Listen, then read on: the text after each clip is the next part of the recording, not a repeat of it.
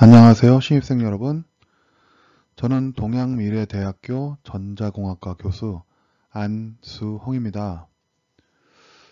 우선 코로나19 때문에 여러분들을 직접 보지 못하고 이렇듯 동영상 강의를 통해서 여러분들에게 내용을 전달하게 된 점 심히 안타깝게 생각하고 있습니다.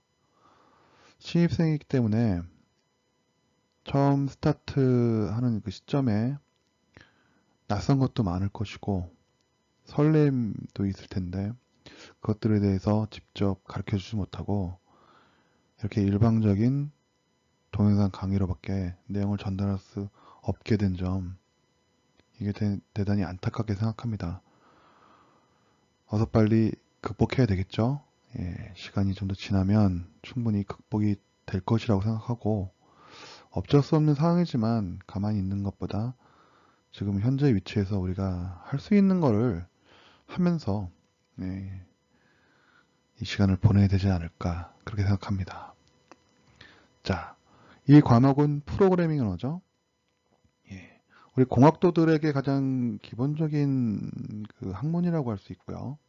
지금은 뭐 전자공학과, 컴퓨터공학과를 넘어서 모든 엔지니어, 공학도라면 이 프로그래밍 언어를 기본적으로 예, 배우게 될 겁니다. 그리고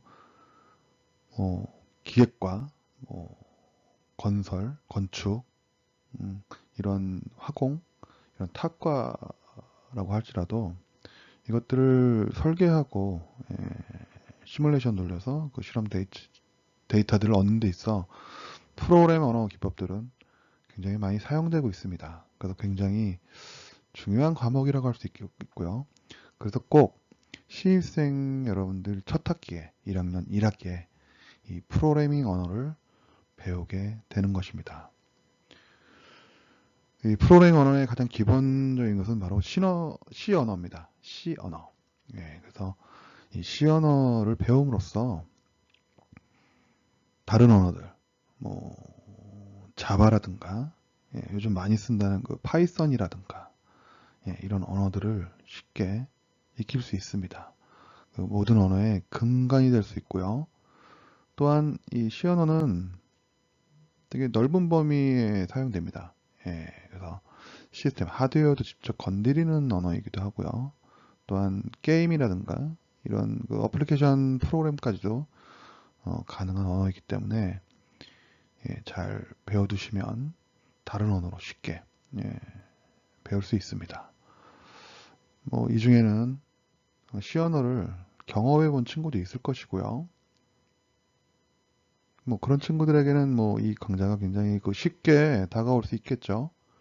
그러나 뭐 처음 접하는 친구들은 이 과목이 낯선 것이기 때문에 좀 어렵게 느껴질 겁니다. 근데 어려움이라는 거는 모르기 때문입니다. 알면은 세상 모든 이치가 그렇습니다. 알면은 되게 쉬운 것입니다.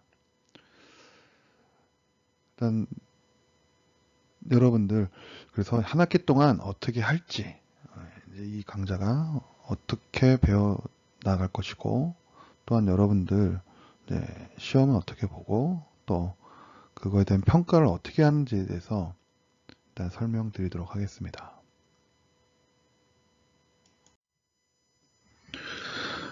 한 학기 동안의 강의 계획을 자,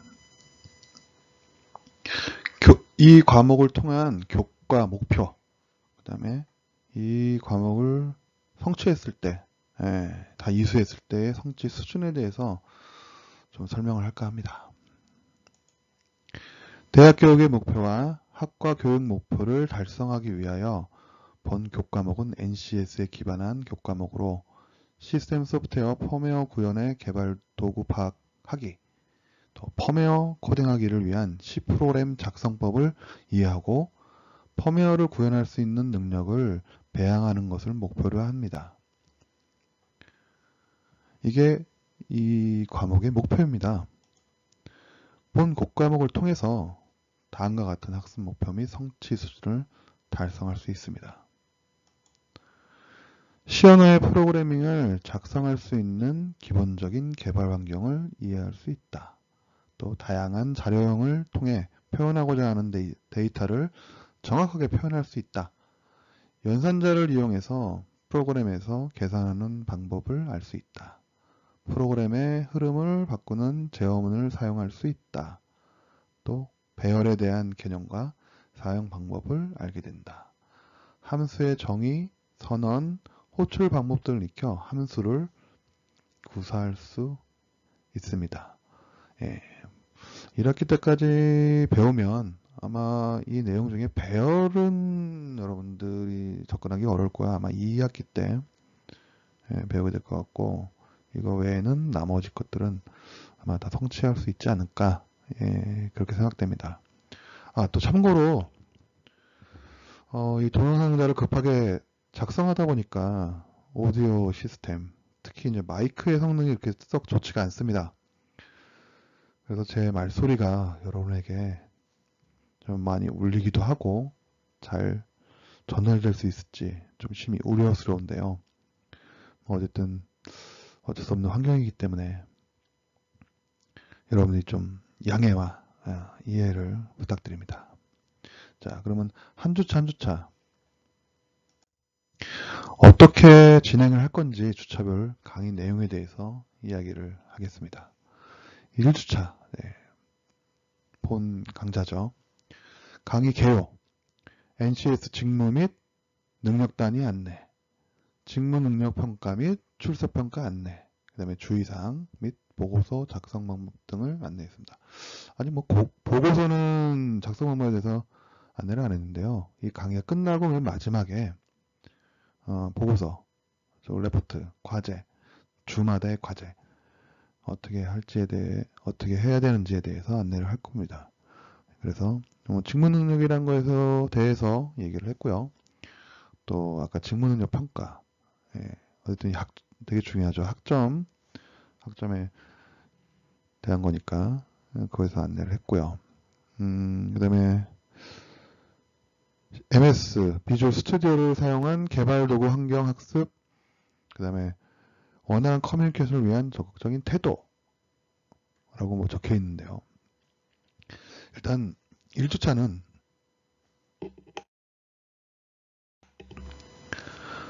여러분들이 뭐 새롭게 접하는 거기 때문에 프로그래밍이라는 게 뭐냐, 그 개념에 대해서 설명을 좀 할 겁니다. 그다음에 2주차는 수강 전전 후에 확실히 이제 수강생들이 이제 정해지는 게 2주차 때입니다. 1주차 듣고서 난 이 강좌를 못 듣겠다 뭐 이러시면 수강 정정을 해도 되죠. 그러나 아마 이 과목은 꼭 여러분들이 이수를 했으면 합니다. 되게 중요한 과목이고요. 지금은 굉장히 필요하기 때문에 여러분들이 이 과목을 이수하는 게 굉장히 필요하고 중요하다고 보고 있어요. 2주차 가면은 진단평가를 할 겁니다. 진단평가는 뭐냐면은 여러분이 수업을 수강 신청이 확정된 후 얼마나 알고 있느냐, 아직 배우기 전이지만 얼마나 알고 있는 데 대한 리서치 설문조사 같은 겁니다. 그거에 대한 안내를 2주차 때는 해서 그걸 할 수 있도록 안내를 해줄 거고요. 2주차에서는 프로그램의 기본적인 구조, 또 그 표준 입출력에 대해서 얘기를 할 건데요. 일단 시연의 인트로라고 볼 수 있어요. 그래서 어떻게 설치하고 어떻게 해야 되는지, 프로그램을 어떻게 작성해야 되는지 그런 거에 대한 걸 할 텐데, C 프로그램의 기본 구조를 여러분들이 이해할 수 있을 것이고요. 그러면 C 프로그램의 작성 규칙, 구성 요소를 아마 이해할 수 있을 겁니다.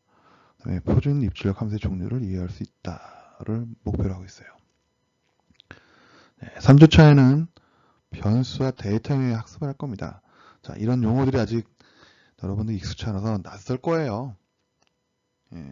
차차 반복적으로 들을 거고 강의 내용을 듣다 보면 이해가 될 겁니다.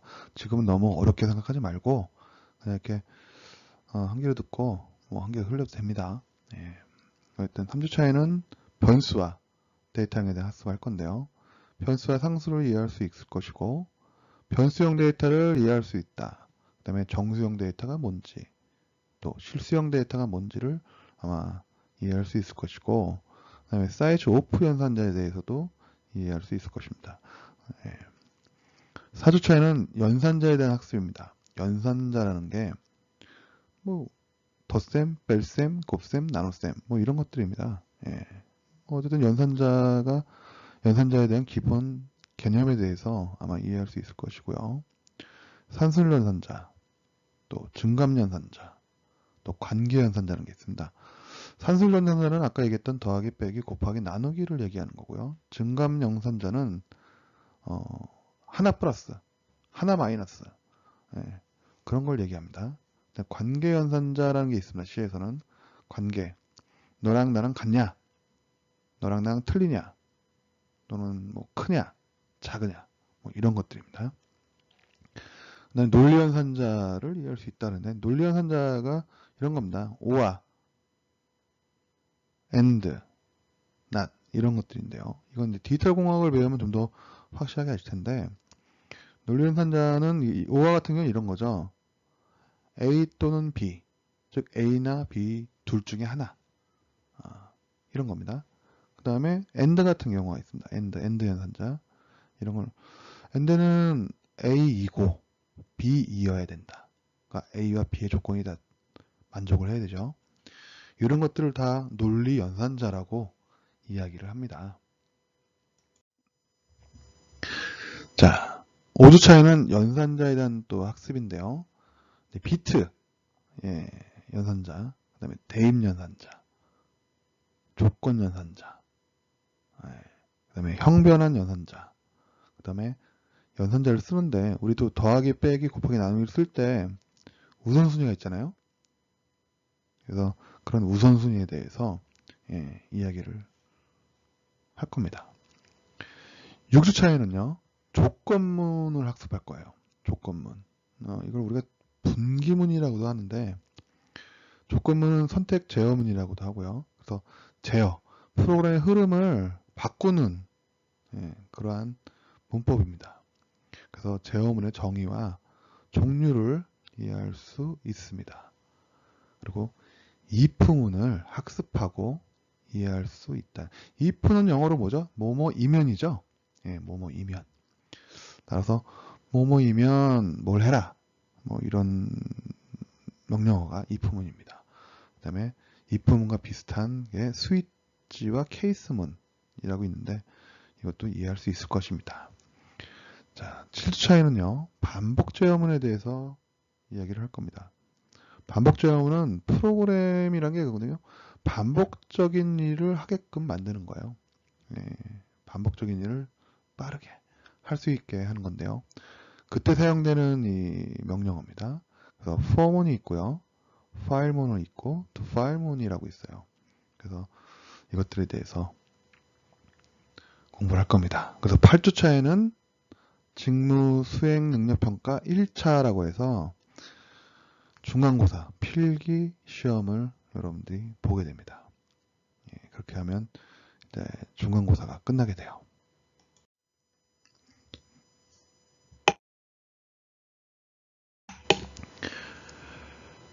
9주 차에는 이제 분기문. 아까도 뭐 조건문이 있었는데 분기문도 비슷해요. 브레이크, 컨티뉴, 고투 문에 대해서 아마 이야기할 거고 리턴 문에 대해서도 다루게 됩니다. 브레이크는 뭐죠? 브레이크. 멈추다라는 거잖아요. 멈추다. 브레이크. 멈추는 겁니다. 컨티뉴는 계속하는 거죠. 계속. 그런 얘기고요. go to는 어디로 가라. 이런 거고. return문은 반납, 반환 그런 얘기입니다. 그런 것들에 대해서 여러분들 배워야 될 겁니다. 10주 차이는요. 이 C 언어 프로그램의 가장 중요하다고 할 수 있는 이 함수에 대해서 아마 이해할 수 있을 거예요. 배우게 될 거예요. 그래서 함수에 대한 정의를 이해할 수 있을 것이고, 함수의 호출을 이해할 수 있을 것이고, 또 함수를 어떻게 쓰는지 쓰려면 선언을 합니다.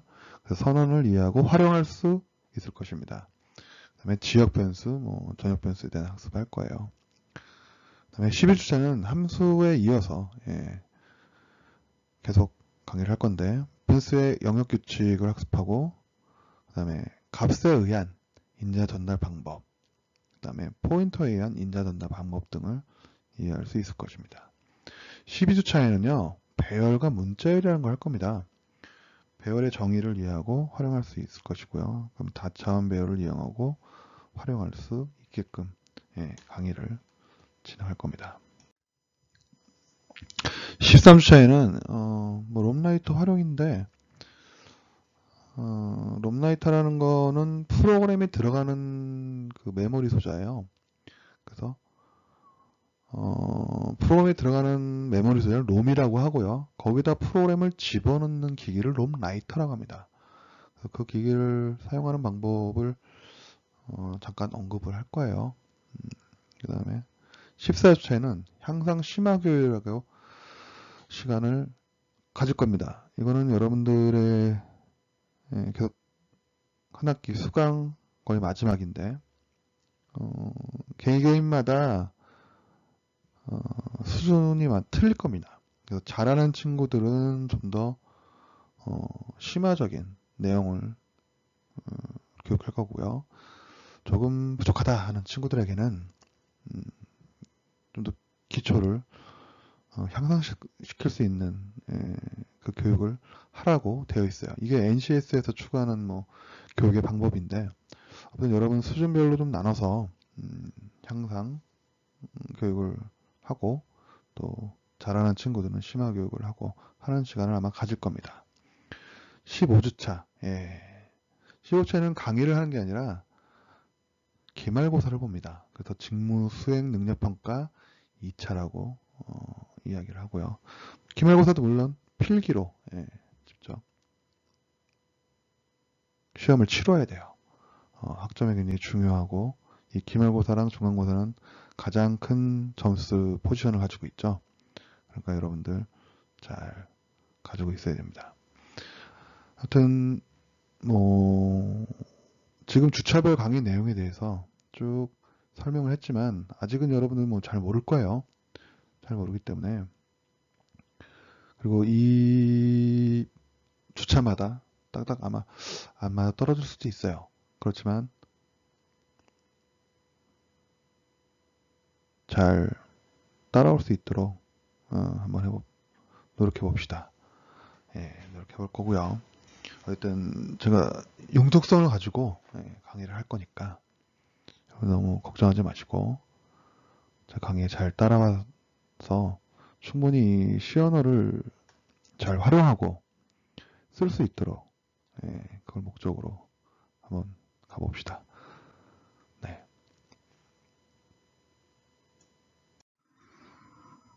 이제 본격적으로 강의를 시작해 보도록 하겠습니다. 모든 책의 첫 장은 그 과목에 대한 개념에 대한 설명을 하고 있죠.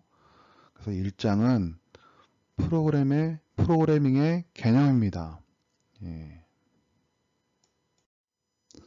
자, 이번 장에서 학습할 내용인데요. 프로그램을 작성하기에 앞서서 중요한 개념들을 살펴보는 시간입니다. 그래서 프로그래밍의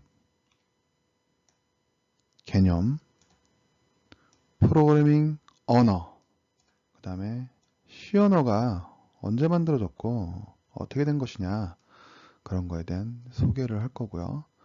그 다음에 프로그램에서 가장 중요한 거는 설계도입니다. 그 설계도에 해당되는 것이 바로 이 알고리즘이라고 합니다. 알고리즘. 그래서 이 알고리즘에 대해서 또한 설명을 할 겁니다. 그 다음에 프로그래밍 언어는 아니지만 프로그래밍 툴, 초보자들이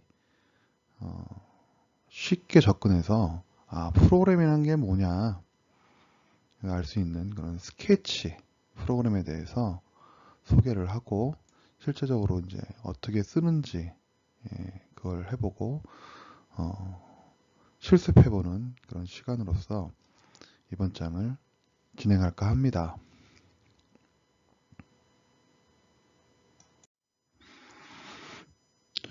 프로그램이란 무엇이냐? 프로그램이란. 자, 먼저 그러면 컴퓨터가 뭘까요? 컴퓨터라는 거는 하드웨어와 소프트웨어가 결합되어 있는 것이 바로 컴퓨터다. 이렇게 볼 수 있습니다. 그래서 여기 소프트웨어가 곧 프로그램인 것이죠. 그러면 컴퓨터는 범용적으로 사용해 만드는 것이 바로 프로그램입니다. 프로그램. 자, 어떤 얘기냐? 자, 컴퓨터라는 이 하드웨어가 있고요. 여기에 한글 프로그램을 설치를 하게 되면 이것은 곧 문서를 작성하는 문서를 작성하는 그런 워드 작업을 할 수 있죠. 또한 엑셀이나 어떤 회계 프로그램을 설치하게 되면 회계 장부를 정리할 수 있는 그러한 기능을 하겠죠. 컴퓨터가. 또 만약에 내가 찍은 스마트폰으로 찍은 나의 셀카를 편집을 하겠다. 이쁘게 보정도 하고 그러면 이제 그런 편집 보정 프로그램을 설치하게 돼서 그걸 통해서 사진이나 이런 것들을 보정할 수 있겠죠. 바로 컴퓨터에는 이런 식으로 어떤 프로그램이 설치가 될 수 있고 그 프로그램을 통해서 다양한 작업들을 할 수가 있는 겁니다. 그래서 범용적인 기계를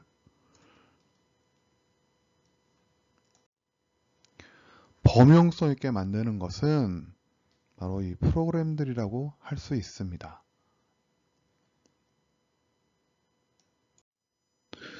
자, 왜 컴퓨터에는 가전제품처럼 프로그램 설치 없이 바로 동작되도록 하지 않고 불편하게 사용자가 프로그램을 설치하게 했을까?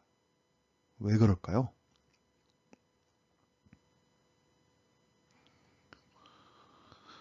범용성 있게 만들기 때문에 그렇습니다. 범용성 있는 기능, 다양한 기능을 할 수 있게 하기 위해서죠.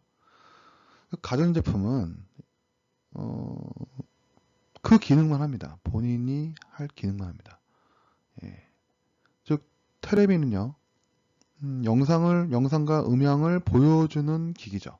그래서 그 역할에만 충실합니다. 물론 요즘에는 스마트 TV가 있어서 스마트 TV로 인터넷도 하고요. 할 수 있지만 컴퓨터만큼 다양하게 활용할 수는 없겠죠. 그런 거죠. 냉장고는 물건을 저온에서 보관할 수 있게끔 하는 기능을 합니다. 그죠? 그런 것처럼 그리고 얘네들은 프로그램이 깔려있지 않고 그런 본연의 목적에 맞는 프로그램이 그냥 내장돼서 그냥 그대로 그 기능을 수행하도록 하는 겁니다. 컴퓨터는 하드웨어를 만들고 그 컴퓨터는 프로그램을 깔므로써 그 프로그램을 통해서 해당되는 기능들을 할 수 있게 만든 그런 하드웨어 장비입니다.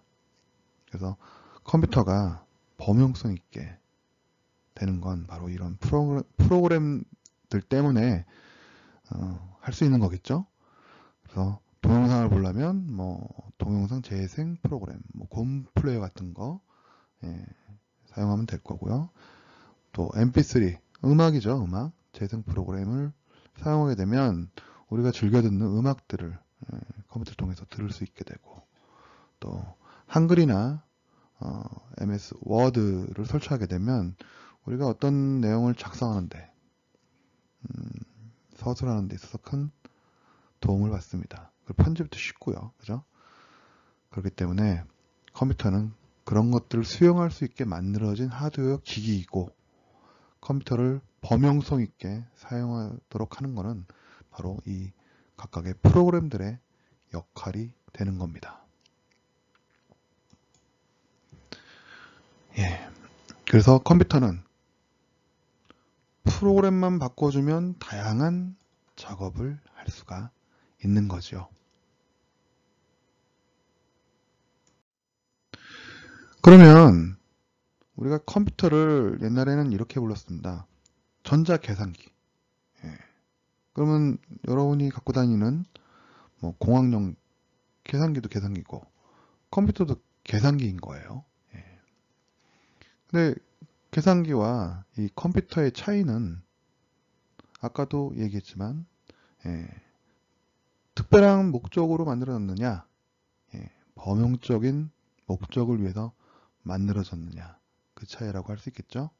그래서 계산기는 숫자에 대한 계산 기능만 예, 수행하고 이 계산기에는 프로그램을 담을 수가 없어요. 뭐 워드 프로그램이라든가 음악 재생 프로그램이든가 이런 걸 담을 수가 없습니다. 딱 계산만 하기 위한 목적으로 만들어졌죠. 컴퓨터는 프로그램이라는 개념을 도입해서 그걸 수행하는 기능을 쉽게 변경할 수 있습니다. 그래서 참 차이가 많이 나죠. 네. 물론 컴퓨터에도 계산기가 있습니다. 프로그램 형식으로. 그죠? 우리가 쉽게 쓸 수 있어요. 자, 컴퓨터의 정의입니다. 그러면 컴퓨터는 단순히 계산만 하는 기계냐? 그런 건 아닙니다. 예. 그래서 처음에는 이 컴퓨터가 군사적인 목적으로 사실은 만들어졌어요. 그래서 뭐 포를 이렇게 쐈을 때 그 포의 궤적, 궤도 이런 거를 이제 계산할 목적으로 만들어진 게가 컴퓨터였는데 점점 여기에 기능들이 추가되면서 이제 현대적인 의미에서는 이 컴퓨터라는 건 프로그램에 따라 프로그램이라는 건 명령어들의 리스트라고 얘기합니다. 우리가 프로그램의 명령어 리스트. 그래서 보시면 인스트럭션 이게 다 명령어죠. 예, 순차적으로 어떤 작업을 해라 이런 것들이 명령어 리스트고요. 이게 이제 메모리에 이제 담기게 되고 컴퓨터는 이 메모리에 있는 거를 가져와서 어떻게 데이터를 처리할 거냐 예, 그렇게 해서 데이터를 처리하는 기계라고 볼 수가 있습니다. 스마트폰도 컴퓨터의 일종이죠. 예, 스마트폰도 우리들이 뭐 플레이스토어나 이런 데서 프로그램을 다운받아서 게임도 하고요. 뭐 사진도 찍고요. 그다음에 뭐 명함집도 되고요. 뭐 통화도 기본적인 그 목적인 통화도 하지 않습니까? 예. 그리고 지금은 뭐 카톡이나 뭐 페이스북 이런 그 프로그램도 스마트폰에서 돌아가죠. 예. 그래서 스마트폰도 컴퓨터의 일종입니다. 예. 자, 스마트폰이 나오기 전에는 피처폰이라고 해서 예. 그냥 순수하게 그 통화만 할 수 있는 전화 통화만 할 수 있는 그러한 전화기가 있었어요. 그거 이제 피처폰이라고 우리가 이제 하는데 통화만 할 수 있는 미리 설정된 기능만 가능하죠. 근데 이제 스마트폰은 앱, 어플리케이션 프로그램만 집어넣어 주면 다양한 용도로 사용할 수 있기 때문에 우리가 이제 스마트폰도 컴퓨터라고 이제 부를 수 있는 겁니다. 자, 프로그램의 역사를 한번 살펴보겠습니다. 프로그래밍이 가능한 최초의 기계를 우리가 이제 해석기관이라고 해서 아날리틱 엔진 이라고 하는데요.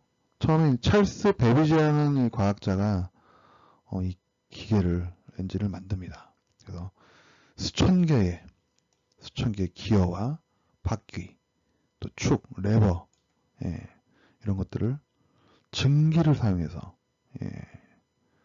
작동하도록 고안한 거고요. 여기 왼쪽 편의 사진이 이제 찰스 베비지의 그 모습이네요. 그리고 이런 식의 해석기관을 이분이 이제 만들게 됩니다. 어쨌든 이걸 우리가 프로그래밍의 프로그래밍이 가능한 최초의 기계라고 얘기를 하고 있습니다. 그러면 기계를 만든 사람은 찰스 베이비지인데 최초의 프로그래머는 누구냐? 프로그램을 최초로 만든 사람은 에이다 러브레이스입니다. 에이다는 데모노 바이런의 친딸입니다. 어떤 작품을 썼죠? 잘 생각이 안 나는데요. 베이비지의 그 아나리티컬 엔진에 이제 매료가 돼가지고 이 해석기관을 위한 프로그램을 개발을 했습니다. 프로그램을.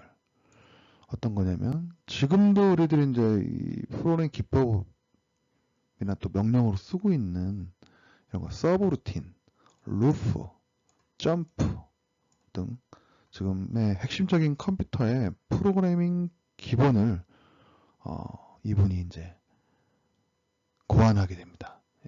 기본 원리를. 대단히 똑똑하신 분이죠.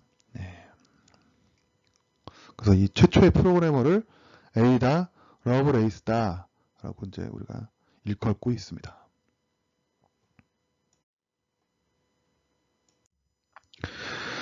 그러면 초기 컴퓨터의 프로그래밍이라고 해서요.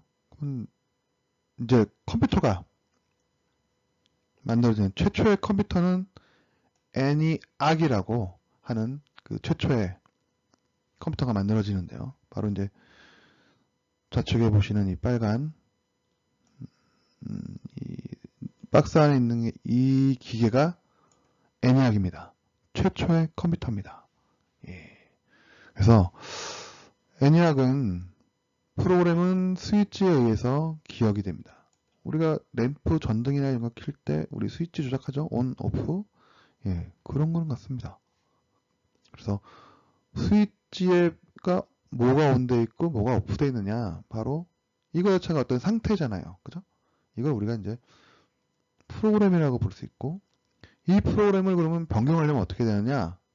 그 수많은 스위치들을 다시 연결해야 되죠. 온오프로 온오프, 온오프 이걸 시켜줘야 됩니다. 그래서 자, 화면 좌측에 보셔도 굉장히 많은 케이블들이, 그죠? 이렇게 연결되어 있는 형태를 보이고 있어요. 하여튼 이것을 최초의 컴퓨터라고 합니다. 왜? 어쨌든 프로그램을 상태를 변경할 수 있으니까. 아까 컴퓨터는 범용적인 목적성을 띈다. 범용적인 목적을 위해 만들어졌다라고 얘기했습니다. 바로 그 최초의 컴퓨터가 애니악입니다. 자, 그럼 프로그램은 어디에 저장되느냐? 그럼 프로그램은 바로 메인 메모리에 저장이 됩니다. 메인 메모리에. 그리고 메인 메모리에 저장된 프로그램에서 명령어들을 순차적으로 가져와서 실행을 한다 라고, 이 방식을 고안한 사람이 폰 노이만입니다. 폰 노이만. 그래서 메인 메모리에는 자, 우리가 어떤 연산을 하거나 아니면 임시적으로 기억을 시켜야 될 데이터들이 있잖아요.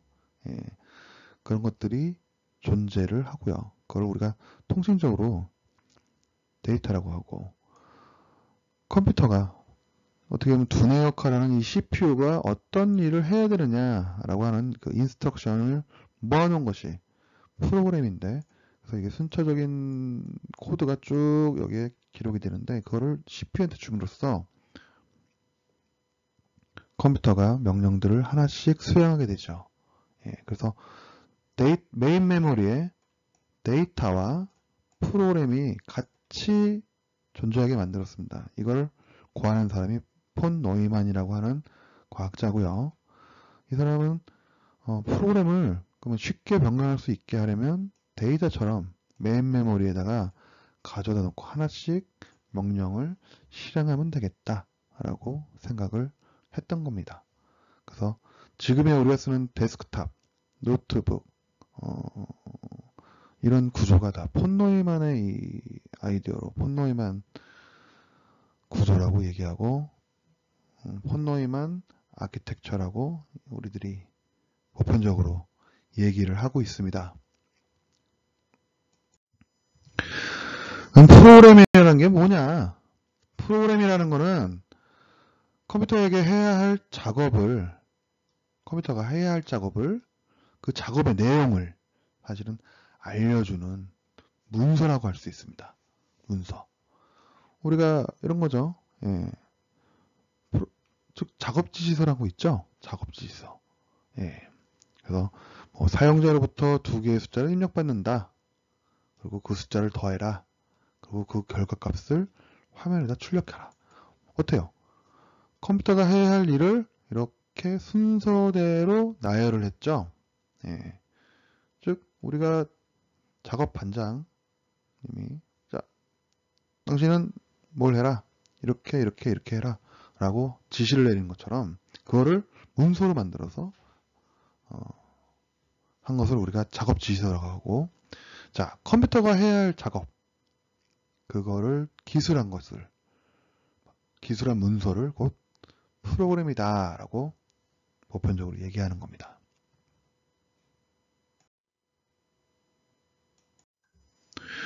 그럼 작업을 지시하는 방법으로서 어떻게 하면 되느냐가 있겠죠.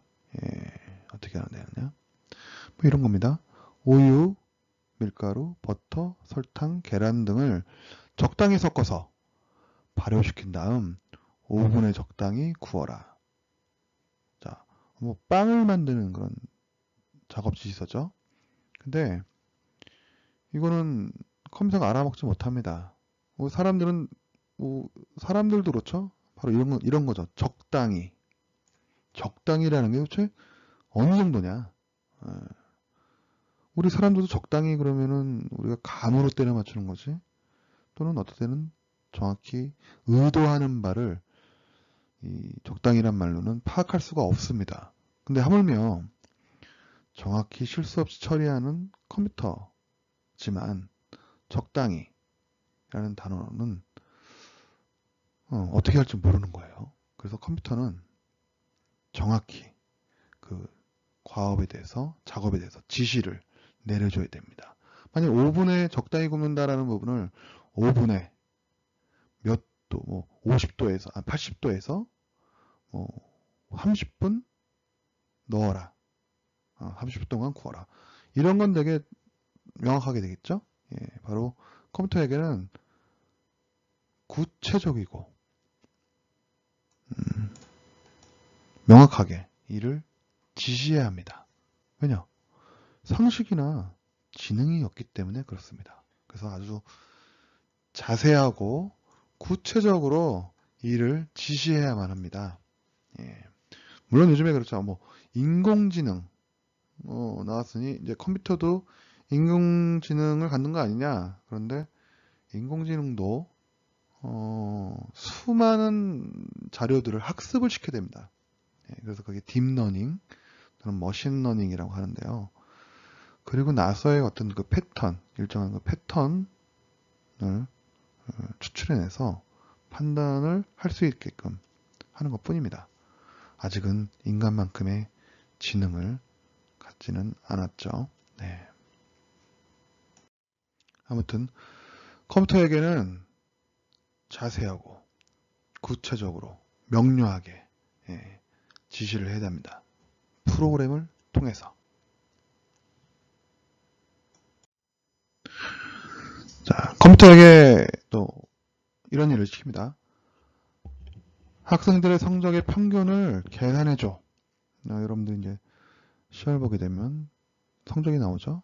그것들에 대한 평균을 계산하자. 그러면 이제 컴퓨터는 평균이 뭐죠? 평균이란 건 단어를 배워본 적이 없다. 라고 할 수 있겠습니다. 자, 그럼 좀 더 구체적으로 컴퓨터에 지시를 내려야 되겠죠. 그러면 그래서 구체적인 지시를 내립니다. 학생들의 성적을 입력받고 입력받은 성적을 합해서 쭉 더해서 학생의 수로 나눠라. 그러면 컴퓨터는 이제 어느 정도 지시는 알겠지만 결과는 어떻게 하라는 거죠? 이럴 수 있겠죠? 단화 그리고 평균이란 이렇게 뭐 오히려 컴퓨터는 이런 수식, 계산기니까 전자계산기니까 수치로서 줍니다. 예, 줄 수 있어요. 근데 단어의 의미는 알겠지만 단계적인 절차를 말해줘야 됩니다. 단계적 절차, 어떤 순서로 해야 되는지를 명확하게 알려달라는 얘기죠. 자, 그러면 프로그램을 짜는 우리 프로그래머는 프로그램을 통해서 명확하게 작업을 지시하게 됩니다. 이런 식인 거죠. 학생들의 성적을 입력받고 입력받은 성적을 다 합해서 학생의 수로 나눈다. 그런 다음 그 결과를 화면에 출력해줘, 표시해라 라고 프로그램을 짜줍니다. 그럼 이제 비로소 컴퓨터는 알아먹게 되죠. 그래서 이 프로그램을 처리할 수 있게 되는 겁니다.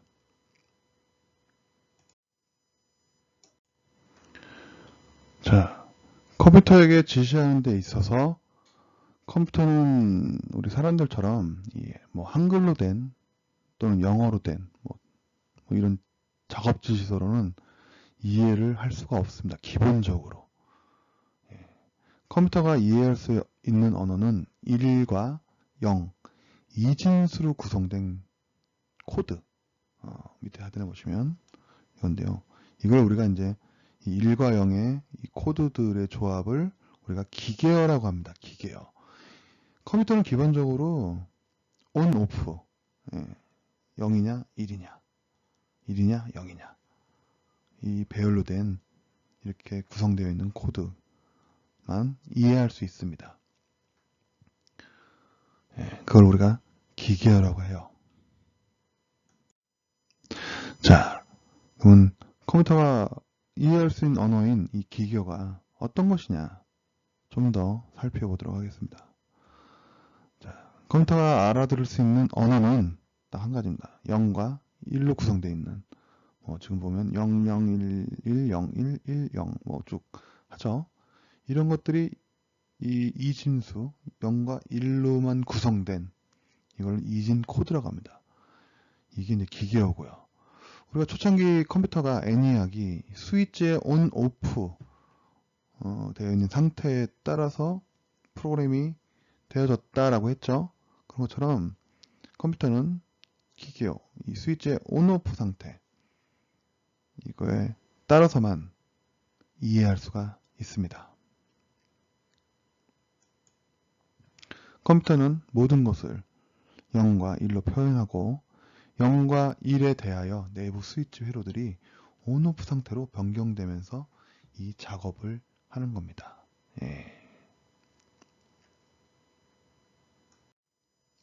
자, 이게 기계어의 한 예인데요. 지금 보면 1과 0이 아니네요.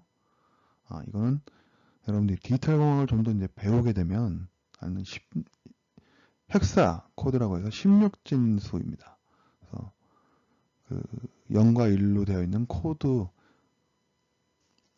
8개, 이 두 개니까 16개를 조합해서 16진법으로 표시된 것입니다. 그래서 지금 밑에 하단에 보시면 인테자 a, b, c라고 이거 이제 여러분들 익숙해질 텐데 여기 이제 C 언어 기본적인 작성을 한 거고요.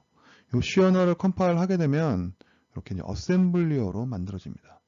이 어셈블리어는 니모닉에서 심벌화되어 있는 명령어들입니다. 심벌화되어 있는 명령어는 이게 이제 기계어 코드와 1대1로 변환이 가능해집니다. 최종적으로는 이렇게 기계어 코드가 만들어지는 겁니다. 좀 보자면은 int a, b, c 이건 뭐냐면 a, b, c라는 그릇을 만들어라. 그 다음에 A와 B에 있는 걸 합해서 C에 넣어라라는 그런 C 언어 프로그램이 됩니다. 그것을 어셈블리어로 표현하게 되면 이제 move 씁니다. move. 예, move. 예, move. 그래서 그 다음에 더해라. add. 예. 그 다음에 다시 move 하는 건 더해진 결과값을 다시 C에 넣는 거죠. 뭐 그런 식의 이렇게 심볼리카된 어셈블리어로 만들어지고, 이 어셈블리어로 만들어진 것은 기계어 코드로 이제 1대1로 바로 변환할 수 있습니다. 그래서 컴퓨터는 이 기계어 코드를 가지고 프로그램을 이해하게 됩니다. 자, 이진수는 십진수와 뭐가 다를까요? 라고 했는데, 아마 이거는 여러분들 기본적으로 디지털 공학을 배우면서 확실하게 그 개념을 좀 잡아야 할 겁니다. 예. 이진수는 0과 1로만 구성되어 있습니다. 즉, 숫자를 나타내는 기호가 0 또는 1, 딱 두 가지를 갖고 숫자를 표현합니다. 그러면 십진수를 이진수로 바꾸려면 어떻게 하느냐? 뭐 이건 디지털 공학에서 사실은 배우시면 되는데, 이처럼 십진수 13이죠. 13. 13이란 거를 2로 나눕니다. 그럼 나머지 나오죠. 예. 예. 몫이 나오고 나머지가 나오죠. 6, 그죠? 나머지. 그럼 또 6을 또 2로 나눕니다. 그럼 3이라는 몫과 0이라는 나머지가 나오죠. 또 3을 2로 나눕니다. 그러면 1이라는 몫과 1이라는 나머지가 생기고, 또 1은 또 2로 나누면 0이라는 몫과 1이라는 나머지가 남습니다.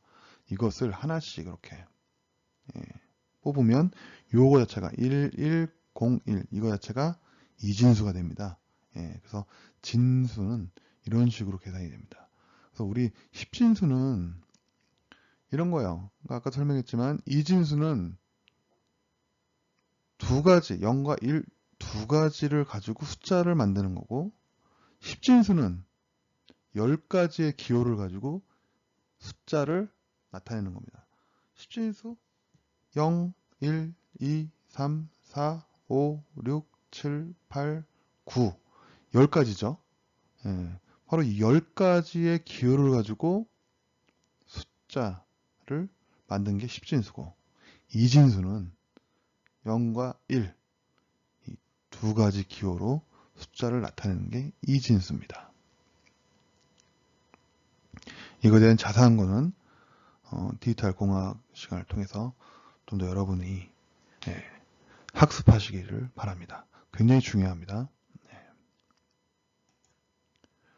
그리고 십진수를 이진수로 바꾸려면 뭐 아까 쭉 얘기했죠. 십진수를 2로 나누고 나머지를 기록하는 작업을 몫이 0이 될 때까지 되풀이한다 라고 했어요. 프로그래밍 언어의 필요성.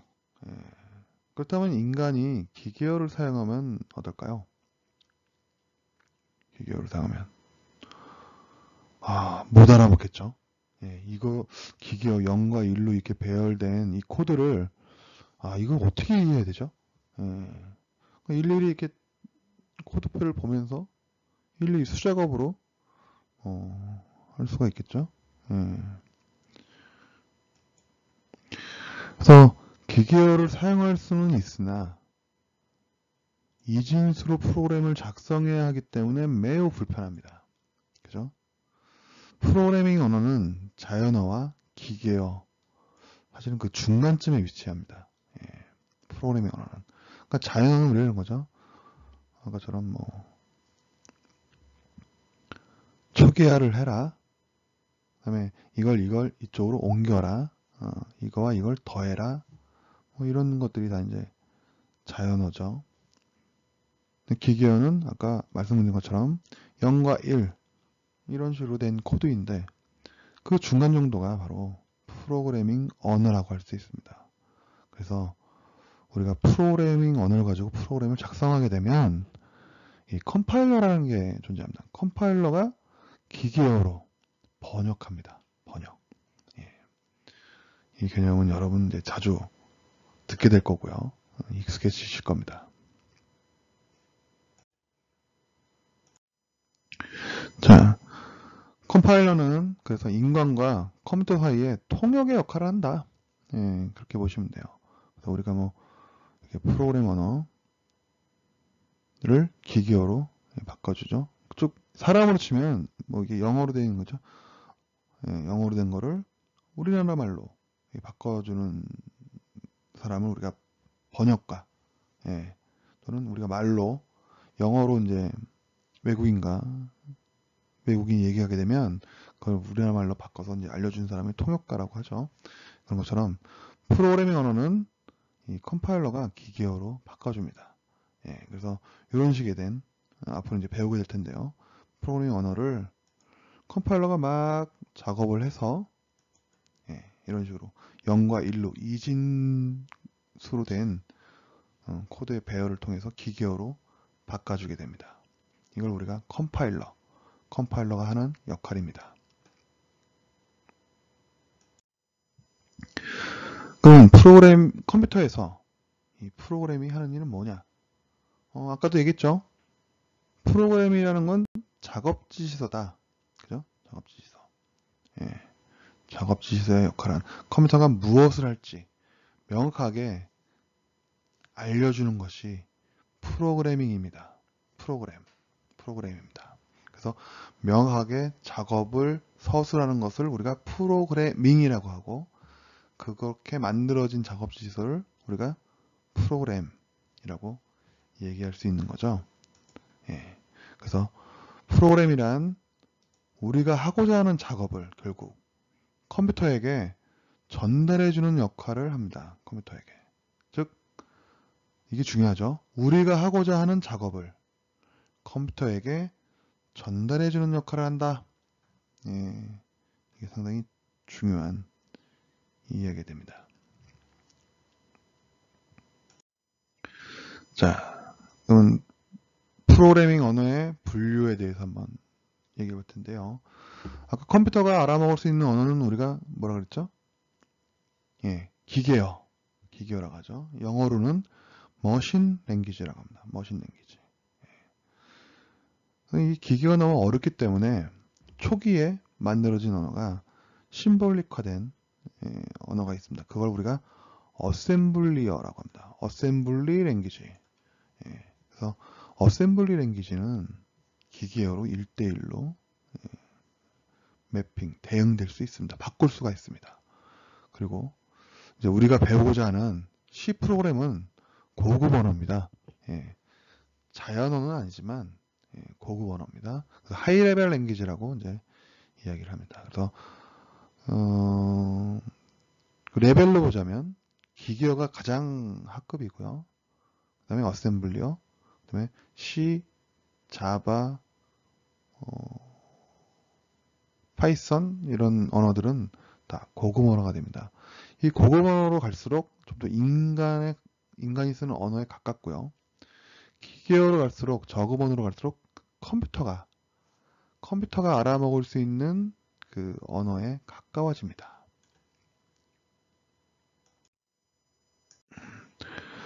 그래서 기계어는 뭐 계속 반복적인 얘기인데요. 특정 컴퓨터의 명령어를 이진수로 표시한 것, 이진수니까 0과 1로 구성되어 있겠죠. 그리고 컴퓨터가 알아먹을 수 있는 언어라고 했죠.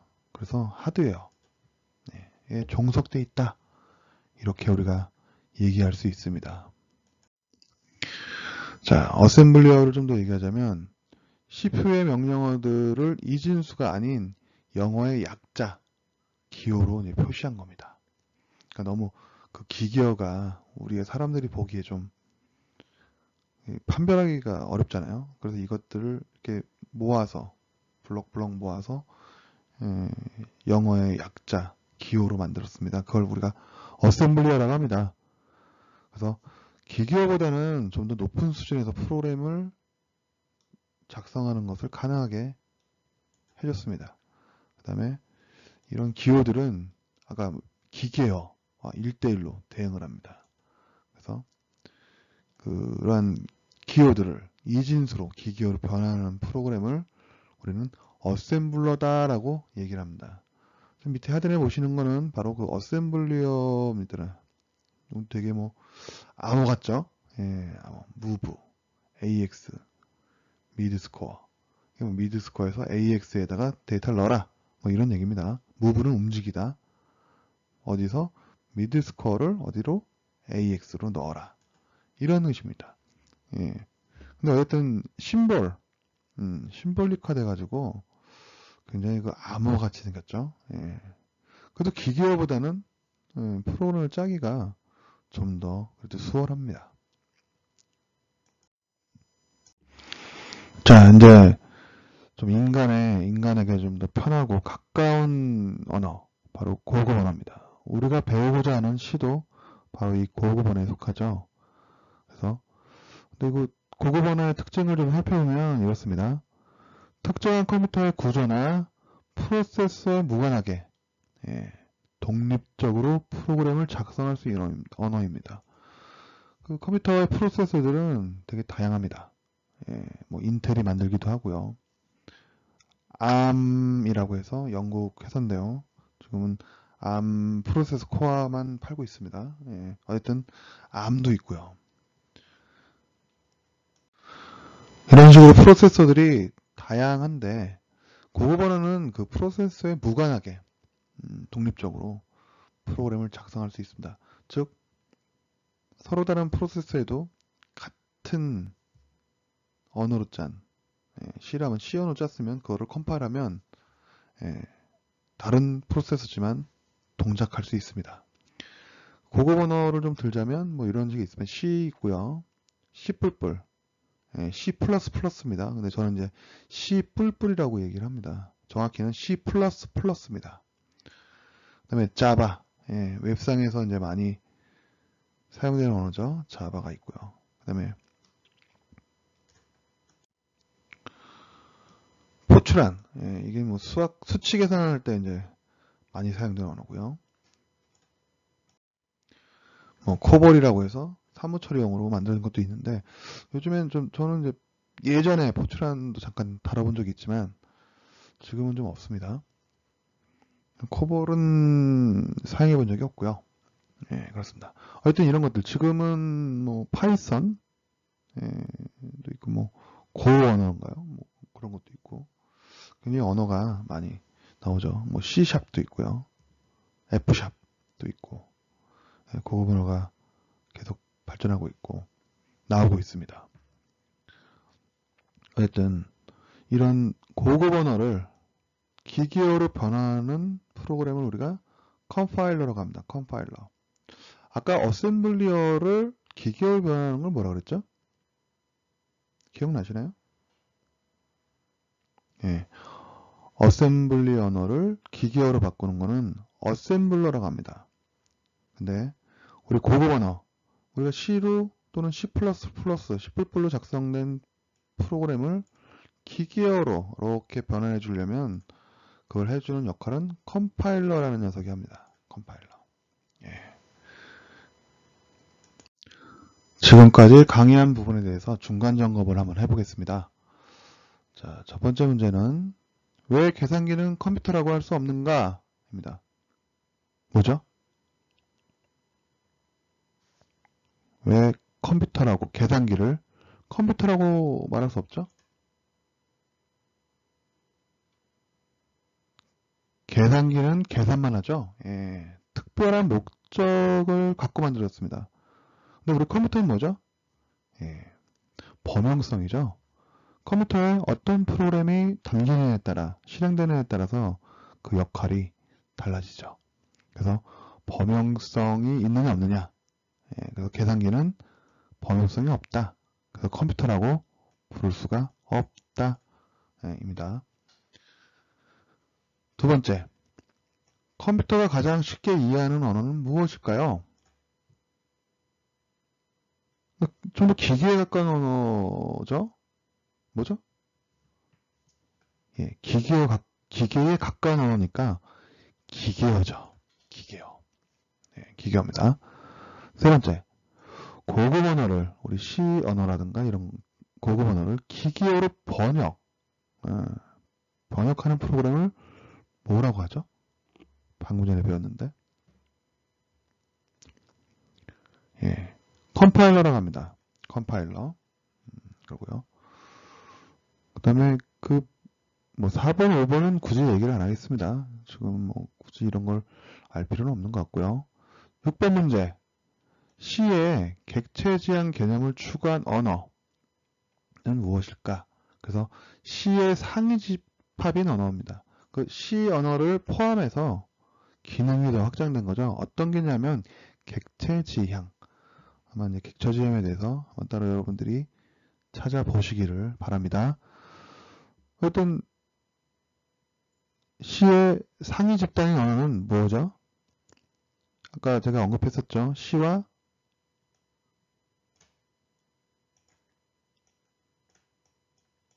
C++, 그죠? 예. 요 녀석입니다. C++. 그래서 이 C++ 만든 그 프로그래머는 그래서 이제 거의 완벽하다. 예, 그래서 C++만 쓰면 된다. 예, 이렇게 거의 선언할 정도였어요. 객체 지향이라는 건 나중에 여러분들 이제 그 C++ 좀 더 고급 기술을 소화하려면 이제 배우게 되는 그 개념이 이제 객체 지향이라는 개념인데요. 지금 우리 이 강좌에서는 이 개념까지는 사실은 설명하지 않습니다. 일단 그거에 베이스되는 가장 베이스되는 C에 대해서만 강의하도록 하겠습니다. 자, 이제 우리가 배우고자 하는 C 언어의 역사에 대해서 한번 살펴보도록 할게요. C 언어는 1970년대 초 AT&T 전화기를 발명한 곳인가요? 지금도 미국의 유명한 통신사죠. 예, AT&T. 거기에 데니스 리치에 의해서 개발이 됩니다. 처음에는 B 언어였습니다. 근데 이 B 언어를 좀 더 보강하면서 이제 C 언어라는 이름을 붙여주게 되죠. 이 C 언어는 유닉스라는 운영체제를 개발하는데 필요해서 만든 사실은 언어입니다. 그래서 처음부터 전문가용으로 보고서 이 언어를 개발했기 때문에 사실 C 언어는 조금 어려운 언어입니다. 자, 여기서 중요한 개념 유닉스잖아요. 이게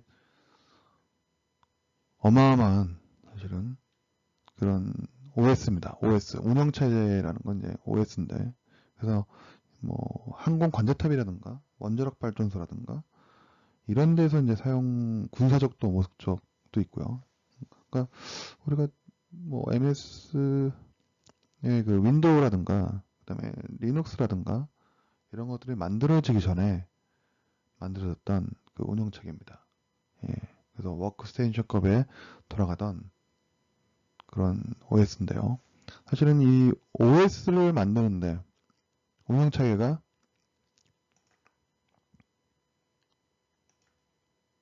운영체계라는 게 이제 OS입니다. 오퍼레이팅 시스템. 예, 그래서 이 유닉스를 만들기 위해서 유닉스를 좀 쉽게 개발하기 위해서 만든 프로그래밍 언어예요. 예, 프로그래밍 언어. 대단하죠? 자, 이 사진을 보시면 이 두 분이 계신데 어느 분이 이제 켄 톰슨이고 그다음에 데니스 리치인지는 모르겠지만 아무튼 켄 톰슨과 데니스 리치가 클린턴 대통령으로부터 내셔널 메달 오브 테크놀로지 상을 받는 장면이 지금 보이고 있습니다. 아무튼 이 C 언어는 이 OS를 개발하기 위해서 만들어진 전문가용 언어로 출발을 한다. 이게 되게 중요하죠. 그 리치에서 만들어진 이 C 언어가 계속적으로 시간이 지나면서 이제 버전업이 되는데요. 그 첫 번째가 이제 KNRC라고 해서 1978년 C 프로그래밍 랭귀지라는 책이 출간이 되게 됩니다. 그래서 이건 비공식적인 명세서. C 언어는 이런 거야. C 언어로 프로그래밍 하려면 이렇게 해. 라고 이제 그 나열한 명세서 같은 역할을 하게 됩니다. 그다음에 ANSI 1983년 ANSI 안시라고 합니다. 그래서 X3G11이라는 그 위원회에 의해서 표준으로서 안시시가 만들어집니다. 이게 안시가 뭐냐면 여기 지금 플레임이 있죠. 아메리칸 내셔널 스탠다드 인스티튜트. 즉 그 미국의 미국인들의 국제적인 국제적인 것보단 국가적인 표준협회입니다. 표준협회. 지금도 안시라고 많이들 얘기를 해요. 그래서 거기서 C를 좀 더 표준화시키자. 이래가지고 만든 게 이제 안시 C입니다. 그 다음에 C99. C99은 1999년에 이제 ISO에서 표준을 만들게 됩니다. ISO는 굉장히 유명한 단체죠. 그래서 국가적인 어떤 표준들을 만들어내는 글로벌한 표준들을 만들어내는 그런 단체죠. 그래서 특징은 C++, 아까 객체지향 언어로 개발된 게 이제 C++인데 C 언어를 가지고 객체지향 개념을 집어넣은 게 C++입니다. 거기에 사용되는 특징들을 좀 추가를 좀 했고요. 이 C99은 점차 많은 이제 컴파일러에서 지원하게 이제 시작됐습니다. C 언어의 특징입니다. 그러면 C 언어가 아직까지 살아남은 이유라고 볼 수도 있고요. 굉장히 그 생명력이 오래된 그런 식이고 프로그래머라면 사실은 이 언어에 대해서는 굉장히 잘 사용을 합니다. 프로그래머들은. 그러니까 다른 뭐 예전에는 C 언어 아까도 포트란 뭐 코볼 있었고 베이직이라는 뭐 이런 언어 들어보셨는지 모르겠는데 그런 것도 있었는데 C 언어는 지금까지도 쓰고 있고요. 굉장히 파워풀하다는 거는 제 입장에서는 거의 하드웨어 부분에서 좀 강력하게 제어할 수 있는 그런 언어라서 그렇습니다. 그래서 C 언어가 살아남은 건 바로 이 C 언어의 특징 때문인데요. C 특징을 한번 들어보겠습니다. 간결하다. 간결하다. 효율적이다. 뭐 같은 얘기일 수도 있습니다. 비슷한 얘기예요. 간결하다. 복잡하지 않은 거죠. 그다음에 이게 가장 중요합니다. 하드웨어를 직접 제어하는 저 수준의 프로그래밍도 가능하다. 또 고수준의 프로그래밍도 가능하다. 자, 하드웨어를 직접적으로 제어하는 로우 레벨의 프로그램도 가능한데 그렇지 않은 어플리케이션을 프로그램 고수준의 프로그램도 가능하다는 게 바로 이 C 언어의 굉장히 뛰어난 특징입니다. 또한 C 언어는 이식성이 뛰어나다라고 합니다. 이식성이. 아까도 얘기했죠. 프로세서에 관계없이 그죠? 같은 코드로 서로 다른 성격의 컴퓨터에서 똑같이 돌아갈 수 있다는 게 바로 이게 이식성이죠. 이식성. A라는 프로세서에 돌아가던 그 프로그램을 B라는 전혀 다른 스타일의 컴퓨터에서도 프로세서에도 돌아가게끔 할 수 있습니다. 이게 이식성이라고 해요. 굉장히 뛰어난 언어고요. 근데 이제 아까도 얘기했지만 C 언어라는 게 유닉스를 개발하기 위해서 전문가적 수준에서 만들어진 언어다 보니까 초보자가 배우기가 어렵다는 단점이 있습니다. 이 C 언어에 대한 이 특징은 여러분들 잘 좀 익히고 계셔야 돼요. 우리가 왜 C 언어를 쓰느냐 그리고 아직까지 C 언어가 살아남아서 사용되고 있는 강력한 이유 그게 바로 이 C 언어의 특징에 나열된 이러한 내용 때문에 그런 것입니다. 방금 전에 그 C 언어의 특징에 대해서 설명하였죠. 간결하다, 효율적이다, 저수준과 고수준이 모두 가능하다, 이식성이 뛰어나다, 단 배우기가 어렵다라는 부분. C 언어는 앞으로도 사용될 것인가? 당연합니다. 당연합니다. 요즘에 또 특히 인베이드 시스템이라고 해서 컴퓨터보다는 작은 이제 컴퓨터 시스템이죠. 특수 목적의 시스템입니다. 그래서 컴퓨터가 장치 안에 뭐 MP3 플레이어라든가 휴대폰 등이 여기 이제 속하게 되는데, 이 인베이드 시스템 쪽에서는 거의 이제 C 언어가 사용되고 있어요. 그래서 C 언어는 C++과 자바의 공통적인 부분이고요. 방금 전에 설명한 대로 인베이드 시스템에서는 C 언어가 많이 사용되고 있습니다. 여러분들이 인베이드 시스템 엔지니어를 생각한다면 필연적으로 C 언어를 공부해야 됩니다. 자, 중간 점검을 좀 해보겠습니다. 인베이드 시스템은 무엇인가?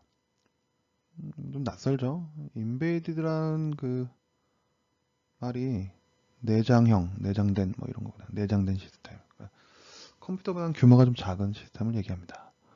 C 언어의 장점과 단점을 정리해보자. C 언어의 특징이죠. 굉장히 중요한 부분입니다. C 언어가 살아남을 수 있었던 부분이기 때문에. 장점 뭐가 있을까요? 간결하다. 그죠? 그러면 효율적이다. 하드웨어를 직접 컨트롤할 수 있는 저수준의 프로그램도 가능하지만 어플리케이션 프로그램처럼 고급 프로그래밍도 가능하다라는 부분이죠. 그 다음에 대신 이제 또 이식성이 되게 뛰어나다. 각각 다른 프로세스도 각각 다른 프로세스지만 이식을 통해서 동작시킬 수 있다라는 부분이 있고, 그다음에 단점이 뭐죠? 딱 한 가지 단점. 이게 전문가용으로 개발된 언어이기 때문에 어렵다, 배우기가 처음에. 그게 단점이죠. 자, 이제 알고리즘에 대해서 얘기합니다. 우리가 이제 알고리즘 많이들 들었을 텐데요. 뭐가 알고리즘이냐? 이거에서 언급하자면 뭐 이런 겁니다. 오븐의 사용법만 배우고 요리 재료만 있으면 누구나가 요리를 할 수 있나요? 그러니까 프로그램이 이런 겁니다. 요리와 같다면 알고리즘은 요리법에 해당합니다. 즉 레시피죠. 뭐 재료가 몇 그램, 뭐 소금 뭐 몇 스푼 뭐 넣고 뭐 오븐에서 어떻게 아니면 어떻게 조리한다. 이런 조리법이 있어야죠. 요리법이. 그 알고리즘은 그 요리법에 해당합니다. 그래서 우리가 알고리즘은 문제를 해결하는 절차 또는 방법을 기술한 것이다 라고 얘기합니다. 알고리즘을 설명하기 위해서 빵 만드는 알고리즘을 예를 들어 볼게요. 컴퓨터에겐 명확하게 작업을 지시해야 된다고 그랬잖아요. 자, 첫 번째 빈 그릇을 준비한다. 그 다음에 두 번째 이스트를 밀가루, 우유에 넣고 저어준다. 세 번째 버터, 설탕, 계란을 추가로 넣고 또 저어준다. 네 번째 따뜻한 곳에 넣어두고 발효시킨다. 그 다음 다섯 번째 마지막엔 170에서 180도의 오븐에서 굽는다. 자, 이렇게 어떤 명확한 처리 순서를 정한 것을 우리가 알고리즘이다. 문제를 해결하는 절차, 방법. 그것이 알고리즘이다. 라고 하는 겁니다. 자, 진짜 실제 프로그램에서 어떻게 적용되는지 볼까요? 1에서부터 10까지 합을 구하는 알고리즘. 자, 이런 거죠. 1에서부터 10까지 숫자를 직접 하나씩 더한다. 이렇게 더하죠. 두 수의 합이 10이 되도록 숫자들을 그룹핑. 두 수의 합이 10이 되도록 묶어주는 거죠. 그래서 그룹의 개수에 10을 곱하고 남은 숫자 5를 더한다. 뭐 이런 공식이 있네요. 그래서 이런 공식을 이용하여 계산할 수도 있다. 보면 뭐 이렇게 공식 있죠. 이거 공식을 넣어가지고 그냥 저기해도 됩니다. 그러면 알고리즘을 뭐 이렇게 그냥 말로써 이렇게 쭉 적어도 되는데 좀 더 알기 편하게 나타내기 위해서 만든 것들이 있습니다. 그래서 아까 쭉 말로 편하게 나열한 거를 우리가 자연어 기술이라고 그래요. 내추럴 랭귀지. 그 다음에 그것들을 좀 더 이렇게 체계적인 순서대로 순서도 그림으로 나타낸다. 오른쪽에 보시는 것이 이제 이게 이 순서도로 작성된 알고리즘입니다. 우리가 순서도를 플로 차트라고 하죠. 플로 차트. 그다음에 이런 방법도 있고 이렇게 해주는 방법도 있고 아니면 이제 간단한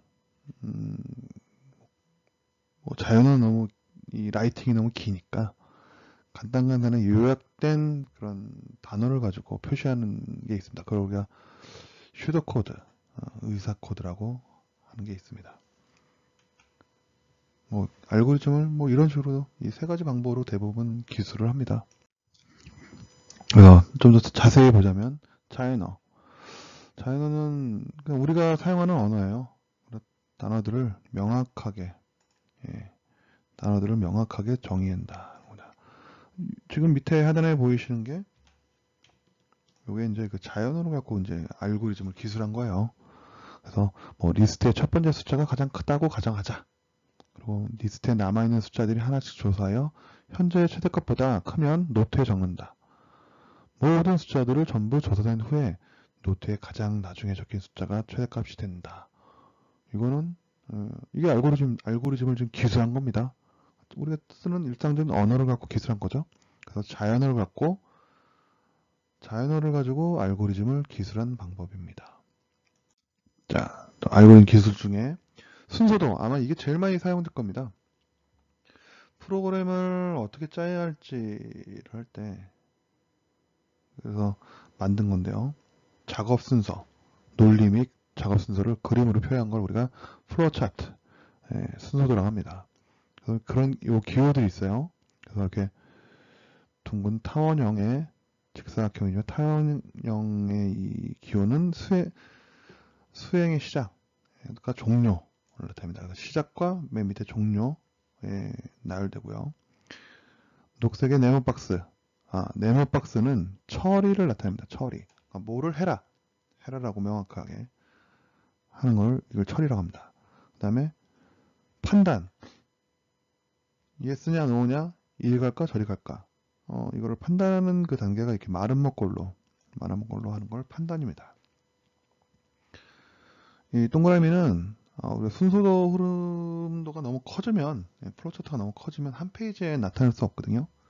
그럴 때는 이제 어느 페이지로 가라, 어디로 가라 라고 나타낼 때 이 동그라미 기호를 사용합니다.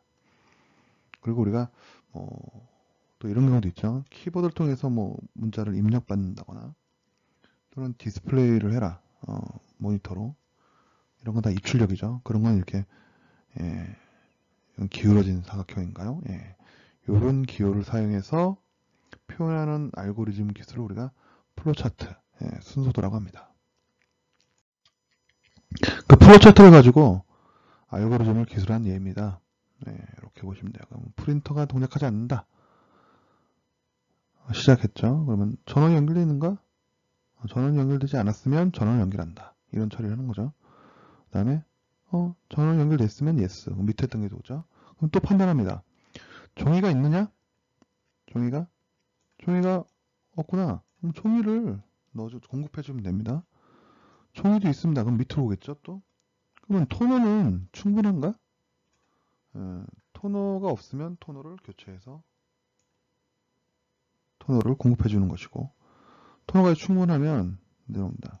그때는 어떻게 해요? 전문 기술자를 불러야죠. 이런 식으로 순서도를 이런 식으로 알고리즘을 기술하는 예를 들었습니다. 그 다음에 아까 그 슈더 코드라고 해서 의사 코드라는 거가 있었다 그랬잖아요. 뭐 이런 겁니다. 이렇게 보시면 자, 그래서 자연어, 우리 내추럴 랭귀지보다는 좀 더 체계적이고 프로그래밍 언어보다는 덜 엄격한 언어. 그러니까 프로그램보다는 덜 엄격하고 자연어처럼 이렇게 길게 서술하지는 않습니다. 그런 알고리즘의 표현 방법으로 사용되는 게 슈더 코드입니다. 슈더. 그래서 요게 이제 프로그래밍 이렇게 이제 이렇게 요걸 보시면 이걸 거의 프로그램화 시킬 수 있죠. 이 밑에 기술한 게 이런 것들이 이제 슈도코드입니다. 예, 슈도코드. 그래서 뭐 L0에서 뭐 이렇게 넣어라, 뭐 폼은 눌러라, if로 판단해라, 뭐 이런 것들이거든요. 그러니까 이게 거진 프로그램 짜는 것 같은데 프로그램보다는 좀 덜 복잡한, 예. 문법 꼭 맞아야 되지 않고 좀 자유롭게 기술한 그런 겁니다. 이런 걸 우리가 슈도코드라고 합니다. 그 다음에 알고리즘 만드는 방법. 어떤 알고리즘을 기술하는 세 가지 방법을 했고요. 그 중에 편한 거 하면 됩니다. 예. 근데 이제 알고리즘을 어떻게 만드느냐. 그 근본적 방법은 이겁니다. 문제를 한꺼번에 나열하지 말고 해결하려고 하지 말고 더 작은 크기의 문제로 분해하는 겁니다. 그래서 문제가 충분히 작아질 때까지 분해하는 겁니다. 이렇게 충분히 작아질 때까지 분해한다는 건 뭐냐면 명확해지는 거거든요. 예를 들자면 이런 거죠. 그러니까 방을 청소한다. 좀 애매하죠? 너무 범위가 크죠? 자, 방을 청소한다는 게 어떤 거냐? 이런 거야. 창문을 연다. 예, 그래서 환기를 시킨다. 그다음에 물건들을 정리한다. 그다음에 진공청소기를 돌린다. 그다음에 걸레질을 한다. 예, 보세요. 방을 청소한다는 게 좀 더 세분화로 나눌 수 있죠. 이렇게 해줘야 예, 프로그램을 작성할 수 있습니다.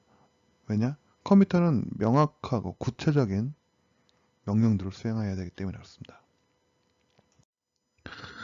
자, 중간 점검인데요. 그러면 알고리즘에 대한. 자, 첫 번째는 친구에게 전화를 거는 알고리즘을 순서대로 작성해보라 라는 겁니다. 순서대로. 요거 하나만 일단 제가 예를 한번 들어줄게요. 나머지 2, 3번은 여러분들이 좀 해보기를 바라고, 이 1, 2, 3번은 제가 이번 강의에 1주차 과제로 내겠습니다. 자, 그럼 어떻게 하는지, 어떻게 푸는지 일단 첫 번째 문제에 대해서 설명을 좀 할게요. 친구에게 전화를 거는 알고리즘을 순서대로 작성해보자 라고 했어요. 자, 어떻게 하면 될까요? 처음에는 시작 기어가야죠. 플로차트에서. 그래서 이렇게 이런 게 옵니다. 전화하기. 그 다음은 전화하려면 어떻게 돼요? 친구의 전화번호를 찾아야 되겠죠. 아니면 기억을 떠올리거나 어디든 찾아야 되고. 그 다음에 뭐 합니까? 버튼을 눌러서 또는 기억되어 있는 단축키를 눌러서 전화를 걸어야죠. 이게 이제 명확한 행위입니다. 자, 전화가 가겠죠. 근데 전화를 친구가 받는가? 안 받을 수도 있고 받을 수도 있겠죠. 예. 만약에 받으면 뭐 합니까? 통화하면 됩니다. 예, 통화. 근데 만약에 안 받으면 다시 내가 잘못 걸었는지 전화번호를 확인해야죠. 어떻게 보면 전화 찾기랑 비슷하고 다시 전화를 거는 거죠. 좀 이따가. 이렇게 해서 윗선으로 다시 오면 됩니다. 그래서 전화를 다시 그러면 순서는 다시 내려오죠. 전화를 받나? 아니면 계속 이 행위를 반복하고 전화를 받으면 yes로 해서 밑으로 내려와서 통화하기라는 이 단계를 실행하면 됩니다. 그러면 통화하기 다음엔 통화가 비로소 이제 다 끝나면 종료가 되겠죠. 자, 어때요? 순서대로 이렇게 작성해 보니까 어떻게 순서대로 처리해야 되는지 알 수 있습니다. 네, 1주차 과제를 냅니다. 과제에 대해서 좀 설명하겠습니다. 이 과제를 내는 이유는 여러분들이 강의를 온라인으로 동영상으로 듣기 때문에 출석을 체크할 수 있는 방법이 없어요. 그래서 학교 측에서는 여러분들의 과제를 내서 그 과제를 제출토록 해서 출석을 인정하겠다고 합니다. 그러니까 출석 인정받으려면 꼭 과제를 내야 되겠죠. 네. 자, 과제를 그냥 내면 안 되고요. 제출한 방법이 있습니다. A4 용지에 자필로 내용을 적습니다. 내용이란 게 그죠? 순서도를 작성하는 거죠. 예. 그래서 내용을 적은 모든 A4 용지 그 상단 왼쪽에 여러분의 학번과 이름을 꼭 기입하십시오. 예. 내용을 적는 모든 것은 다 이 볼펜이나 지워지지 않는 필기구를 이용해서 적어야 합니다. 자, 그러면 작성된 페이퍼를 스캔을 뜹니다. 예, 스캔을. 그래서 한 개의 PDF 파일로 변환을 해야 합니다. 어쨌든 스캔을 뜨면 파일 형태가 되고요. 이미지 파일을 PDF로 변환하는 그런 프로그램도 있어요. 그래서 그런 프로그램을 다운받으셔서 PC에 설치하고 어쨌든 PDF로 만드는 겁니다. 어쨌든 한 파일로 만들어야 돼요.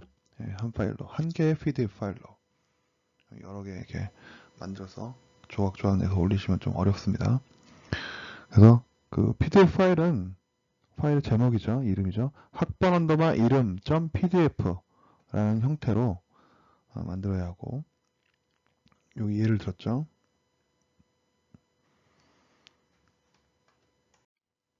가상강좌의 과제 관리에 업로드를 해야 됩니다. 이 업로드까지가 여러분이 이제 제출하는 겁니다. 그러면 과제 관리에 어떻게 업로드하느냐, 그거에 대해서 좀 설명하면요. 접근 순서인데요. 일단 저희 학교 포털 시스템에 로그인을 해야 되겠죠. 여러분들 다 이제 가입을 하셔가지고 로그인을 해서 접근하면 됩니다. 그러면 그 포털 시스템 상단 메뉴 중에 가상강좌 메뉴가 있습니다. 그걸 메뉴를 클릭하시고요. 강의 과목, 여러분들이 이제 수강하는 그런 강의 과목들이 이제 뜨는데, 이 강의 과목 중 프로그래밍 언어를 클릭해서 강의실에 입장하시면 됩니다. 예, 여러분이 지금 프로그래밍 언어라는 강의를 듣고 있죠? 그래서 강의실에 입장하면 됩니다. 입장하면 좌측, 예, 중간정도 보면 학습 활동 관리라고 있습니다. 그 카테고리의 밑에 보면 이제 과제 관리라고 하는 그 메뉴가 있습니다. 그거를 클릭하십시오. 예, 클릭을 해서 해당 주차, 지금 1주차죠. 예, 1주차 과제라고 이제 적혀 뜰 거예요. 예, 거기다가 여러분이 아까 만든 학번 언더바 이름점 PDF 파일 한 개를 업로드하면 됩니다. 예, 그러면 과제를 제출하는 게 됩니다. 아시겠죠? 만약에 모르시면 하여튼 그 질의응답 그 메뉴가 있으니까 그쪽으로 질의응답을 하셔도 되고, 그 다음에 제가 여러분들 공적인 공지를 할 때는 이 가상강좌에 다 있습니다. 가상강좌에 그 공지사항을 메뉴도 있으니까 그걸 꼭 참조하시기를 바라고요. 아무튼 여러분들에게 아직 익숙치 않은 방법이기 때문에 첫째는 굉장히 혼란스러울 거라고 보여집니다. 하지만 참 신입생에게 이렇게 과제를 좀 내고 어떻게 하라고 하는 부분이 낯선 여러분에게는 굉장히 어렵게 좀 다가올 텐데요. 일단 상황이니만큼 뭐 이제 어쩔 수가 없습니다. 예, 여러분들이 좀 궁금한 점은 질의응답 또는 제 메일이 있습니다. 예, 가상강좌에 찾아보시면 제 메일이 있어요. 그 메일로 주시면 제가 답변을 해드리도록 하겠습니다. 제가 그냥 바빠서 며칠 늦을 수도 있어요. 그러나 저도 이제 자주 들어가서 보고 여러분들의 질문이나 이런 사항들에 대해서 꼼꼼히 좀 체크하도록 하겠습니다. 아무튼 첫 시간이었는데요. 굉장히 혼란스럽고 당혹스러운 상황일 것 같은데 뭐 이런 때일수록 좀 더 극복하고 이겨내는 모습으로서 또 한 주를 보내보도록 합시다. 네, 아무튼 이상으로 강의를 마치도록 하겠습니다.